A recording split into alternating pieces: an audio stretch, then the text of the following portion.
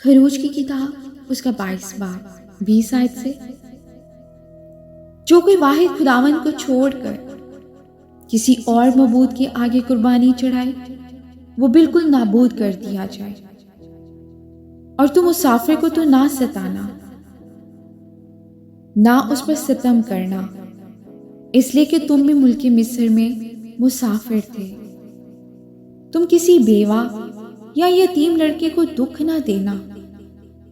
اگر تو ان کو کسی طرح سے دکھ دے اور وہ مجھ سے فریاد کرے تو میں ضرور ہی ان کی فریاد سنوں گا۔ آمین، ہاللیلویا۔ اور میرا قہر بھڑکے گا اور میں تم کو تلوار سے مار ڈالوں گا، اور تمہاری بیویاں بیوہ اور تمہارے بچے یتیم ہو جائیں گے۔ آمین۔ خداوند کے زندہ پاک کلام کے پڑھے اور سنے جانے میں اس کی برکت و خداوند کا شکر ہو۔ عزیزو، آج کے کلام کے وسیلہ سے خداوند ہم سبوں کو برکت دے اور ہم سب کلام کے پڑھنے یا سننے والے محض نہ بنے، ہم کلام پر عمل کرنے والے بنے۔